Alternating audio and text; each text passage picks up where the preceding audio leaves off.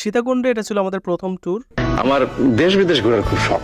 সীতাকুণ্ডে সাধারণত যারা ভ্রমণ করে তারা মূলত গুলিয়াখালী সি বিচ, চন্দ্রনাথ পাহাড় বা কয়েকটা ঝর্ণা আছে সেগুলো ভিজিট করে থাকে। আমরা যে মুহূর্তে গুলিয়াখালী সি বিচ গিয়েছিলাম তখন অলমোস্ট দুপুরবেলা। এখানে আপনারা নিশ্চয়ই দেখতে পাচ্ছেন রৌদ্রোজ্জ্বল আকাশ, একদম আকাশের দিকে চেয়ে দেখেন ভিউটা অনেক সুন্দর। গুলিয়াখালী সি বিচের ঢেউগুলা হয়তো কক্সবাজারের মতো অত বড় হবে না, পানিগুলাও একটু কাদা টাইপের। তো ওখানে খুব সকালবেলা যেতে পারেন তাহলে ভিউটা অনেক সুন্দর পাবেন, বাট দুপুরে যাওয়াটা সাজেস্ট করছি না, কারণ এত গরম পড়ে সেখানে একদম ঘেমে যাবেন। তো সকালে অথবা বিকেলে যাওয়াটা আই থিঙ্ক সেখানে প্রেফারেবল। কেন? কারণ সকালবেলা যদি আপনারা চন্দ্রনাথ পাহাড়টা ঘুরে আসেন, দুপুরে লাঞ্চ টাঞ্চ করে একটু ব্রেক নিয়ে একদম বিকেলে আপনারা গুলিয়াখালী সি বিচে চলে আসতে পারেন। অ্যাকচুয়ালি আমরা যে টাইমে গিয়েছিলাম দুপুরবেলা অনেক গরম ছিল, আমাদের অবস্থা একদম বেহাল হয়ে গিয়েছিল।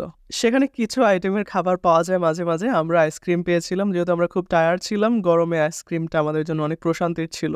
Overall it was an amazing journey. আপনারাও বন্ধুদের সাথে ঘুরে আসতে পারেন গুলিয়াখালী সি বিচে।